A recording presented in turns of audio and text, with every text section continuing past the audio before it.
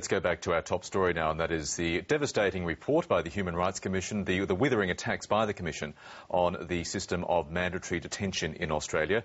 Joining us now is the President of the Human Rights Commission, Catherine Branson, QC. She's in Sydney. Catherine Branson, good morning.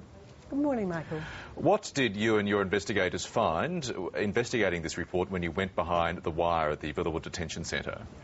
Well, Michael, we found a very grim and prison-like place, but the most important thing is not the infrastructure, but the fact that people are being detained there for very long periods of time and with no certainty about when they'll be released. We know that prolonged and indefinite detention is very bad for people's mental well-being.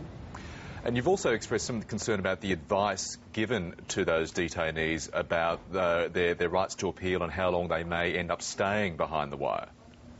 Well, look, we'd be very concerned if people were being encouraged to return to places of danger rather than exercise their legal rights in Australia. And do you see that as a formal chain of advice there that the government's trying to use to discourage appeals? Well, look, we're just simply not able to say whether that's the case or not, Michael, but a number of people said to us that they had been told, look, if you really find it uncomfortable here, you can go home. And people are being told if they exercise their rights to judicial review, that will prolong their period in detention. Now, sadly, of course, it is true that they are being detained for the entire time that it's taking to process their claim for asylum. But encouragement to people who are very vulnerable to return home would be very worrying. You've logged numerous instances of self-harm at places like Villawood. How extensive are the, as you put it, suicidal conditions amongst inmates there? Well, look, we spoke to many people while we were there. It was very disturbing. Many people spoke of thinking constantly of self-harm or suicide, about being depressed, sometimes too depressed to be able to engage in recreational activities or do any educational activities. My staff saw people with scars, someone who'd just been released from hospital after a serious suicide attempt. We heard stories of people swallowing detergent, swallowing chemicals. You know, very disturbing stories of what's happening when people are detained for long and indefinite periods of time. And going back to that point you made before about many detainees feeling hopeless, do you fear there may be more suicides at places like Villawood? Well, look, there is quite a high level of reported self-harm. We know that 6 people died last year in immigration detention facilities. 3 people within 3 months at Villawood apparently attempted suicide. Without change in policy, there's no reason to think that we can improve on these very worrying figures. The Commission, as you know, Catherine Branson, has been critical of asylum seeker policies now stretching back for years, including those employed by the Howard government. And reading this report, it's clear that you see nothing at all has changed under the Labor government, despite their promises to change the asylum seeker framework. Well, look, there have been some changes, but the critical issue is this central policy plank of mandatory detention for people who come here by boat claiming asylum. It is this policy and no fixed limit on the time that people can be detained that is at the real core of the problem. It is critical. Yeah, please go on. It is critical that people are not detained for these long periods of time and that they have some certainty about when they'll be released. Well, what's the alternative? We do learn, as we have over the last few months from the Immigration Minister, Chris Bowen, that increasingly families and unaccompanied children are going to be moved to community-based detention facilities. That's surely a positive step.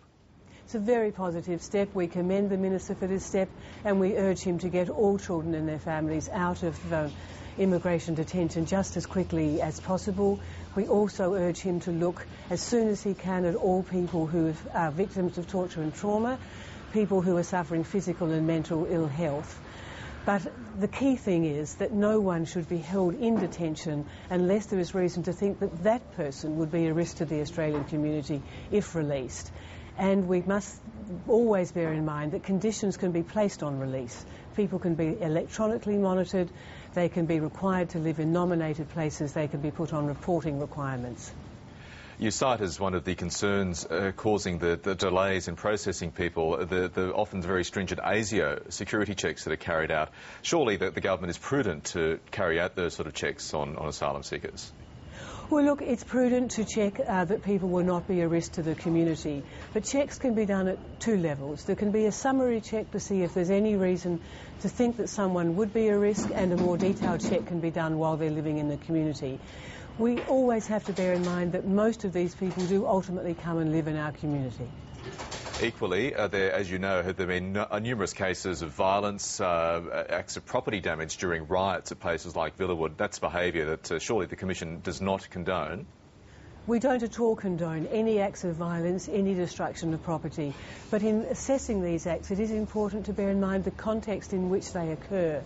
And it's long known that people get extreme frustration, mental ill health, depression, and that we know from past experiences when there are large numbers of people who have suffered these experiences that bad things like riots and property damage occur. Equally, there's been criticism from some quarters about SURCO, the private operator that runs Villawood. Are you entirely happy with the way they're running the facility? Well, look, it's very difficult to be entirely happy, but we are not by and large critical either of the SURCO staff or of the DAC staff that we see working under very difficult conditions in our immigration detention centres.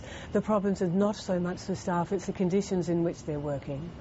The visiting Human Rights Commissioner, UN Human Rights Commissioner Pillay, in comments last night, took aim at both parties for, as she put it, demonising asylum seekers. Is that a view you share?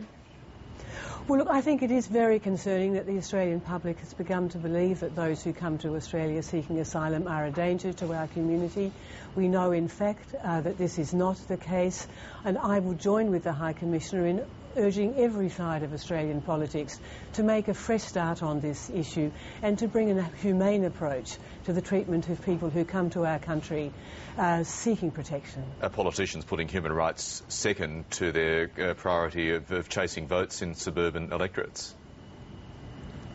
I'm sorry, I didn't catch that. Are politicians putting concerns for human rights secondary to those of appeasing voters in the outer suburban areas of Sydney and Melbourne who would arguably be quite happy with what the government's doing? Well, of course, I can't know what motivates our politicians, but it would be very problematic if that were the case.